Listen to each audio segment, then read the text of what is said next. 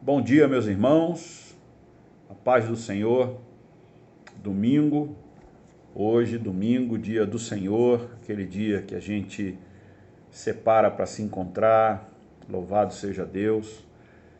Infelizmente, nós estamos nos encontrando aqui no vídeo e não é por desejo meu, vocês sabem disso. Eu gosto muito do encontro presencial, gosto muito do toque, do afeto, mas estamos vivendo dias difíceis, dias muito complicados. E nós temos que nos cuidar, a coisa não está boa, o vírus aumentou muito e nós precisamos seguir a recomendação básica de distanciamento, infelizmente. Mas vai passar, vai passar. Um dia isso vai estar na história. E eu quero começar a minha fala com vocês hoje, pela manhã, dizendo o que eu falei na quinta-feira para a nossa igreja. Que vocês deveriam procurar prestar um culto ao Senhor na sua casa.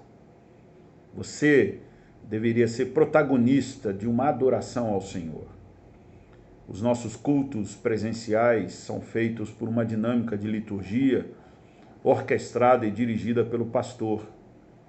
Então os louvores, a pregação e tudo que acontece no espaço de culto é previamente estabelecido. E você então torna-se um participante, mas um participante meio que passivo. Você apenas canta e ouve com atenção a palavra de Deus. Eu pedi que nas suas casas, vocês, nas quintas-feiras, que é o nosso dia de estudo bíblico, você fosse o protagonista da adoração a Deus. E não ficasse procurando vídeo na internet para poder sentar no sofá, deitar no sofá, ou na cama, ou na varanda, onde você está com o seu aparelho, e assistir. Você assistindo, você não está prestando um culto. Você está assistindo. Como você assiste jornal, televisão, qualquer outro programa que você goste. Lamentavelmente, muitos cristãos estão fazendo isso nesse período de pandemia.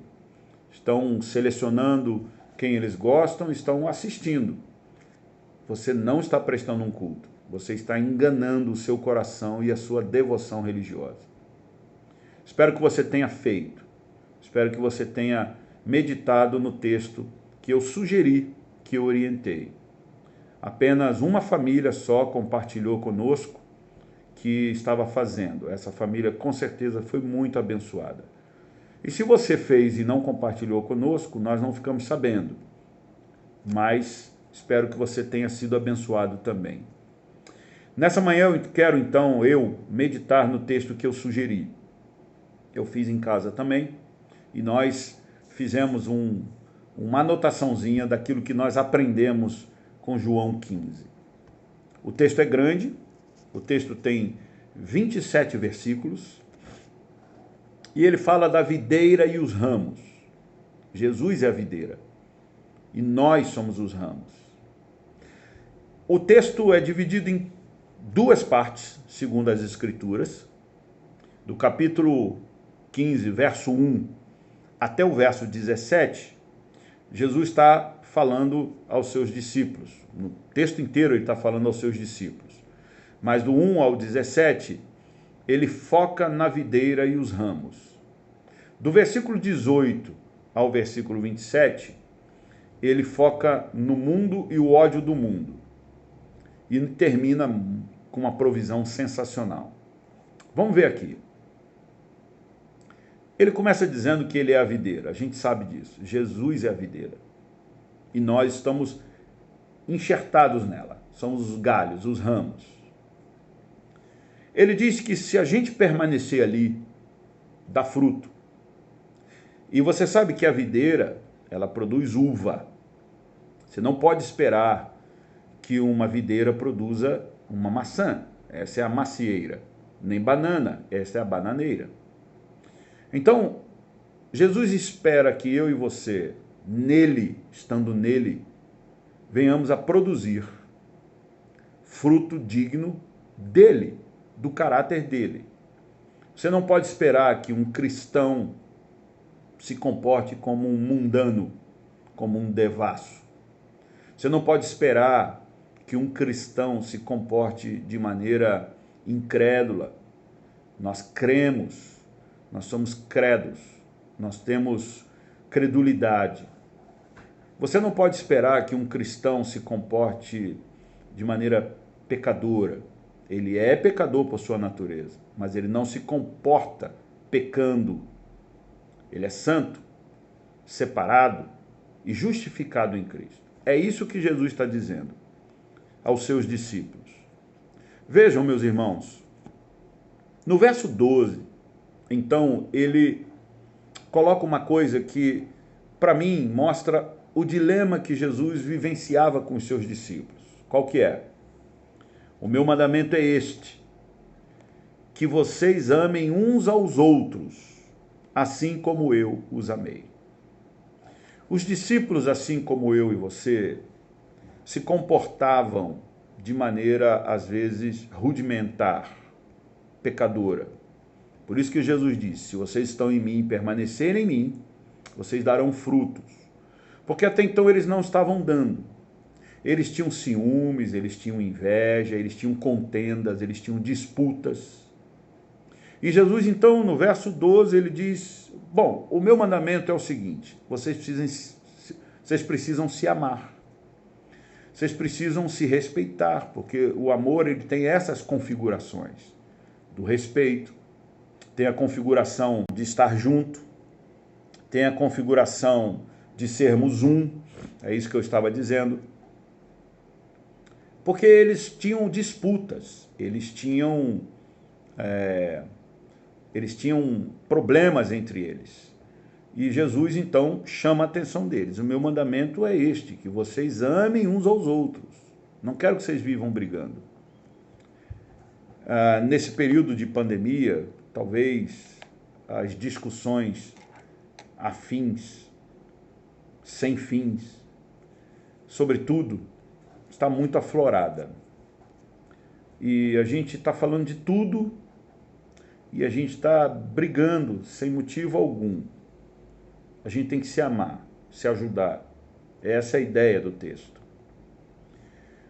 Ele diz, vocês são meus amigos, porque eu compartilhei com vocês a minha agenda. Se Jesus pôde compartilhar com eles aquilo que vai no coração dele, eles não são mais servos, são amigos. É isso que ele diz no verso 14. Agora, irmãos, prestem atenção. No verso 18, Jesus dá uma guinada nessa conversa dele. Ele diz assim, se o mundo odeia vocês, saibam que antes de odiar vocês, odiou a mim. Olha que coisa interessante. Se o mundo não gostou de mim, não vai gostar de vocês. O mundo não gosta de quem vive a verdade. O mundo não gosta de quem anda segundo os padrões de Deus. O mundo, ele gosta de quem faz o sistema dele. A gente até conversou lá em casa. Se Deus é o criador do mundo, então por que o mundo vai odiar a gente? Deus criou o universo, o cosmos, o mundo inteiro, mas o sistema pecaminoso do qual o mundo funciona não foi criado por Deus. Foi os homens, fomos nós que botamos o nosso dedo e fizemos com que o mundo fosse pecador no sistema. Talvez você, como eu, pense que muitos governadores e prefeitos desviaram verbas da área da saúde e por isso que a saúde está um caos, como sempre esteve. Mas com o aumento do Covid, piorou. Sim, é verdade. Então, vejam, meus irmãos, o que nós temos aqui? Nós temos Jesus dizendo que se a gente está nele, vivendo como ele quer, o mundo vai ficar contra a gente. Mas olha que bênção que Jesus, dizendo isso do verso 18 até o verso 27, ele não nos deixa sozinho. Como a gente vivendo nesse sistema, nós vamos enfrentar esse sistema poderoso. Simples. Ele disse no verso 26, quando, porém, vier o Consolador, que eu enviarei a vocês da parte do Pai, o Espírito da verdade, que dele procede, esse dará testemunho de mim. Nesse verso tem duas coisas. O Espírito Santo, que é consolador, que nos encoraja, que está conosco, habitando em nós, que nos faz enfrentar, né, a vida e o mundo, também trará tudo aquilo que nós estudarmos, tudo aquilo que nós lermos na palavra de Deus, ele vai trazer no momento exato para enfrentar o mundo como nós devemos fazer.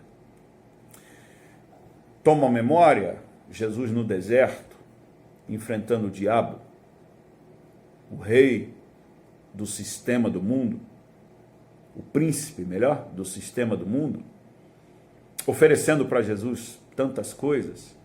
Jesus enfrentou ele com a palavra de Deus. E é como eu e você vamos enfrentar o sistema do mundo, com a palavra de Deus. Mas, pastor, eu não sou estudioso, eu não tenho aprofundamento na palavra. Você precisa continuar lendo, estudando, e é por isso que eu estou pedindo que nesse período que nós não temos aula na igreja, você busque isso na sua casa e não fique no vídeo. Você mergulhe na palavra. Porque quando, porém, vier o Consolador, e ele já está conosco, aqui é uma promessa, mas em Atos 2 diz que ele já está, ele veio. E você, se é convertido, cristão, você tem o Espírito Santo. O Espírito Santo vai fazer você lembrar, para você enfrentar o sistema do mundo, que odeia você. Você só precisa ter convicção e aguardar o poder de Deus na sua vida. E ele termina dizendo, e vocês também testemunharão, porque estão comigo desde o princípio. Veja, irmãos, que coisa fantástica nesse capítulo 15 de João 15. O Evangelho de João nos apresentando Jesus, dizendo que é a videira, nós os ramos, damos frutos, fruto conforme o caráter de Jesus. Nos amamos, é o que ele pede. Se ele disse, amem-se uns aos outros, e não é para amar o mundo, é para amar os cristãos em Cristo, porque ele está falando para os seus. Porque ele diz no verso 18, o mundo vai odiar vocês. Não é para amar o mundo, nem o sistema do mundo. É para amar aqueles que são de Deus. As pessoas como um todo também. Não os seus pecados, os seus erros. Mas amem-se, ele está falando para os seus discípulos. Compartilhem entre vocês, amem-se, ajudem-se. E o mundo vai ficar bravo com isso. O mundo não gosta da nossa unidade, o mundo quer nos ver dividido. Olha como a mídia, a imprensa espalha, dissemina fofoca e tantas outras coisas. Ela não gosta da gente, ela nos odeia, ela não gosta que a gente esteja junto. E o Espírito Santo vai nos acompanhar. Irmãos, eu tenho total convicção de que na hora que a gente mais precisar, o Espírito Santo vai nos assistir. No momento que a gente mais precisar, o Espírito Santo vai estar conosco. O grande Consolador, o grande Espírito de Deus que está aqui, que está com você, vai te ajudar na hora que você precisar. Ele nunca nos deixou só, sempre esteve conosco. Bom domingo, que Deus te abençoe, que essa palavra possa enriquecer teu coração. E continue meditando nela. A gente precisa ficar no texto sagrado, a gente precisa ler para a Bíblia, ler a Bíblia, olhar para a Bíblia, meditar na Bíblia, para que ela possa brotar na nossa mente e possa fazer sentido. Louvado seja Deus pela sua vida. E a gente se vê pessoalmente quando o governo nos permitir. Enquanto isso, não podemos ter a desobediência civil como justificativa, porque sabemos que a doença está muito complexa. Vamos respeitar por enquanto e vamos seguir as recomendações.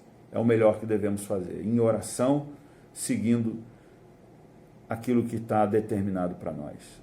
Deus está no controle, meu irmão e minha irmã. Bom domingo, bom descanso para você.